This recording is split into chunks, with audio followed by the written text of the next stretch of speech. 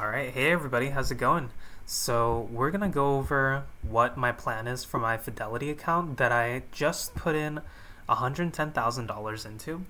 So, this is my uninvested cash. So, basically, what I'm planning to do with this is sell cash secured puts over here, and I do have to wait until January 3rd before they are available. Fidelity has recently, I think this year, had a 16-day hold period for their electronic transfers. So I should have done a wire, but I didn't know that prior, and well, I'll just have to wait until the new year. But that's okay. So these are the stocks that I will be selling cash secured puts on, and if assigned, I will be selling covered calls. And this is known as the wheel strategy, and this is basically, these are stocks that I would invest in anyways, but they have good premiums, and they have good, most of them have pretty good volumes. So yeah, basically my mag 7. And yeah, essentially I'll be expecting to get a few percent per month on this portfolio. So hopefully we'll be able to do that and generate some good income from this balance that we have here. So I did take this from my original investments over at Chase, and it's basically split up my portfolio in half. But this was almost all basically cash sitting over there in SGov, and now it's just getting interest in the SPAC's Fidelity Money Market Fund. So one thing I will be looking for tomorrow is the Fed meeting. So 2025 is going to be really interesting because it's always been hard to predict how the Fed is going to change interest rates. So if we see this table over here for 2025, it looks like for most of 2025 it's going to be really stable at 4%. It doesn't seem like they're going to change much from the information that we know currently. So that's something to keep in mind. I was expecting a little bit more, but seeing this is quite interesting, hovering around 4%, with the low being 3.75% over here.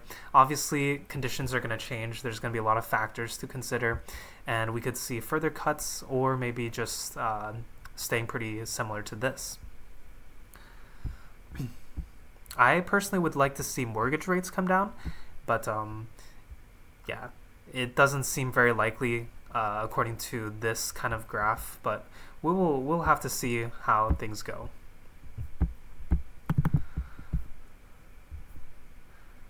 So most of the stocks have been cooling off pretty much. Tesla has been doing really, really well.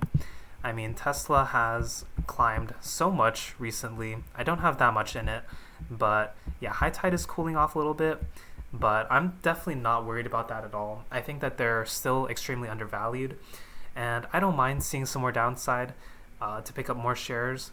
But honestly, I'm pretty happy with my share count here, and I'll just be holding for the foreseeable future. So I'm actually going to go over which puts I would sell now. Obviously, I can't because I'm waiting for that money to settle in this account. But I will show you what I plan to do. So depending on the stock, you kind of have to understand how the stock moves. So when I start off, it's going to be 2 to 3 weeks out, because that's usually the best time to sell. Once you sell too close, theta's already been pretty active and the price is not going to be that good for your premiums. So about 2 to 3 weeks out, I would say, is pretty good. So over here we have the delta, and for different stocks you could select different deltas to be more comfortable in. For ELF, I think it would be a good choice between 0.3 and 0.2, and this gives you a pretty good annualized rate. I mean, in 2 to 3 weeks, you get about 2 to 3% return. So obviously, if you compound that over time, that's going to be really great. And 95% of it is choosing the right stock. I mean, some people say it might be just risk tolerance, managing your risk and all that stuff. But most of it is just selecting the right stock. Selecting stocks that are quality, that you would invest in anyways. To do this strategy is the best because you want to be comfortable owning the stock if assigned. And that's totally what I'm doing. So just stocks that I already own, that I want more of, but I just want to generate some income as well. So definitely these strikes are pretty good for ELF. Let's take a look. Let's see. So Celsius is really down today, so it would be a good time to maybe start some puts. So then again, we see out 17 days.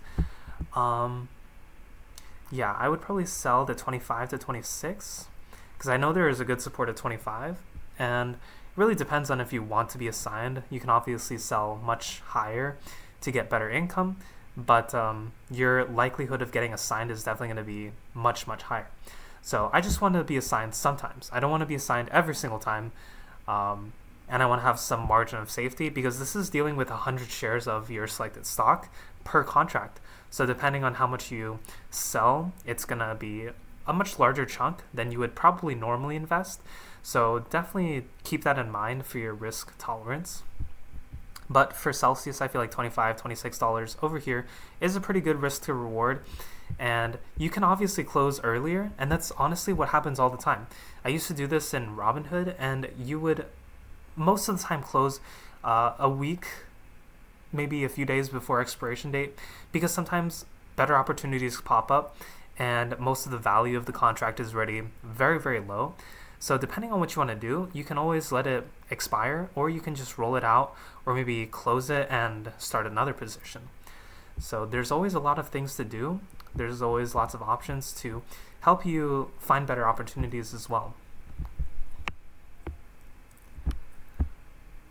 So SoFi is a little bit down today. SoFi has been really steady at this price, and let's see the options. So for me personally, I don't mind selling at $15. I think 15.5 even is probably a pretty good place. This is a company that I would buy, dollar cost average at this price anyways. So just getting shares at $15 would be pretty great for me. But honestly, anything lower doesn't get you that good of a return. I mean, 9 cents for $14, that's not a very good return. Obviously, you can see the delta is very, very low. So you're not likely to get assigned, but I would say it's, excuse me, it's not really worth the risk to reward for 9 cents on $14. So somewhere between $15 here, this is a much better risk to reward, and it gives you a 0.2 to 0.3 delta. So obviously it's nice to start the position when it's a red day because you're getting a better premium that you would have if it was green. So yeah. So asts is the ticker that I've traded the most in this strategy over on Robinhood, and it's been very, very lucrative over there. But I'm moving everything here that I would have done cash secured puts on because the money gets interest. The collateral that you put up, you get interest on it. So it's one of those things that you just might as well do it. So here I would, this is 17 days out, 0.2 to 0.25 is pretty decent. I would sell this $22. And I would do multiple, honestly, like depending on what stock it is, if it's worth it, I would do multiple different strike prices, like 22, a 21, and 20, just to have a little margin of safety, so it's not all at one strike price. This is one of those companies, it really depends on what company you're looking at, but this is one of those companies that I don't mind holding long term. I have very strong conviction in it, so I'm just happy holding shares in this. So I would sell probably 22 to 20 and see how it goes from there. The strategy might change if you're in a bull market or if you're in a bear market. I would say in a bear market, probably select some lower strike prices. But we are in a bull market, and the thing is, I feel like we're nearing the top of that bull market, so things might rotate very quickly. So it's definitely good to stay balanced and not overextend yourself.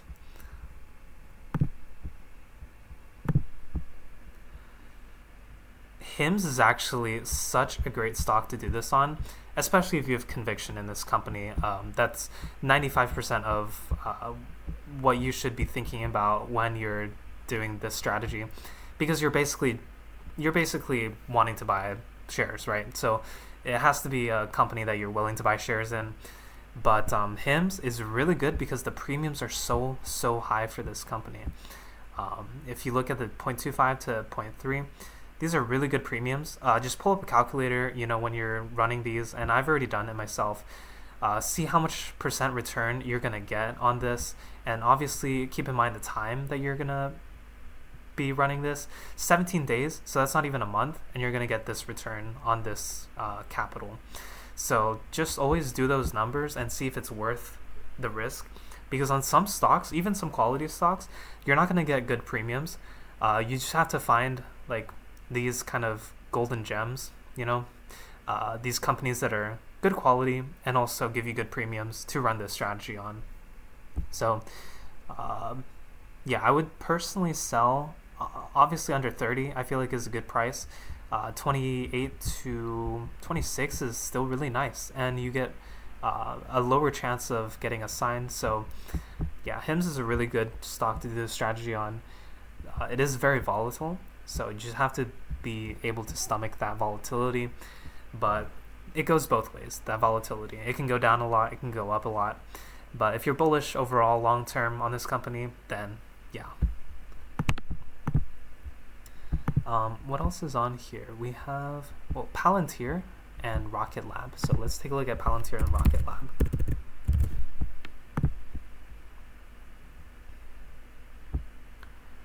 So Palantir has just been on an absolute tear, so it's very likely technically for it to have a correction. For me it doesn't matter because I'm just holding long term on this company, but it's decent. It's not bad. It has pretty good premiums as well. 0.3 to 0.15 kind of delta. All of this is pretty good for me to sell. I would honestly do it. I'd like to see some more red before putting up money, because it's been just such an absolute beast of a stock. But I don't mind starting some positions like this and just getting that premium, maybe getting a few hundred shares here and there. So yeah, because after you get those shares, you can just start another covered call on it. So you're still making money no matter what, whether you don't have the shares, whether you have the shares. As long as it's a company that you want to hold, then it's totally fine. So yeah, another good stock. What was it? Rocket Lab, right? So Rocket Lab has also been on an absolute tear. It's been really great. It's one of my top holdings as well as Palantir and Sofi. But let's take a look at these options. I haven't looked at Rocket Lab as much because previously they didn't have good premiums that I remember. I was looking at them versus asts back in the day, and I was selling mostly on asts, but seems like they're not bad. Let me pull up a calculator. So I haven't done these numbers yet. So let's do... Yeah, I mean, you're getting on this one, you're going to get 2.4% in 17 days. So that's pretty good. That's pretty good. And that's at a 0.2 delta. Yeah, I'd totally sell that. I know some people also sell like at the money, so really, really close to what the stock price is, because they want to get assigned. And that's definitely a good way to earn some income, but it really depends on your risk tolerance. Mine is a bit lower. I'm not really at that level, so I like to have some margin of safety. I don't want to be bag holding if the stock does crash. Even though I do own some of the stocks, I own all of these stocks on my main portfolio, but I don't own like a crazy amount, like tens of thousands on each one. But basically I wouldn't start it if it's a green day, because there's always opportunities. I mean, that's why you have a good list of quality stocks, because like on a day like this, I would start a position on Celsius, Elf, maybe Palantir, Sofi, but I wouldn't really do ASTS or Rocket Lab because they are green and you don't get that extra premium, and you can see that it affects it a lot on the day. And if you just wait a couple days and it goes red, then you get all this premium back, and you might as well wait because you have other opportunities. That's why it's good to be diversified within different sectors, right? So almost all of these are different sectors, and You just want to be well diversified in these good companies. And that gives you more opportunity as well, because like I said, you can just start a position here, wait a couple days, start a position here, and just go with whatever makes the most sense. So that's the best strategy for me, doing the wheel, selling cash secured puts, all that. And obviously the other way around, if you're doing covered calls, if you already own the stocks and you're trying to do covered calls, wait for a green day, wait for it to go up a little bit, get that extra premium, put in that limit order, get some extra premium, and that'll make a big difference over time. It'll compound, and it'll affect your overall performance. So yeah, just something to keep in mind.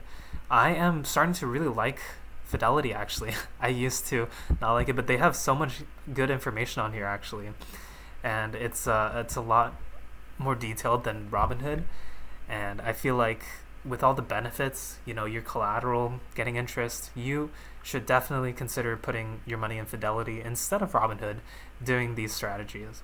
So yeah, anyways, well, that's all for today. Hopefully you guys have a good day, and I will see you guys next time. I'll be looking forward to this Fed meeting tomorrow, seeing how things change, and seeing the forward statements that Jerome Powell has to say. And yeah, see you guys next time. Bye.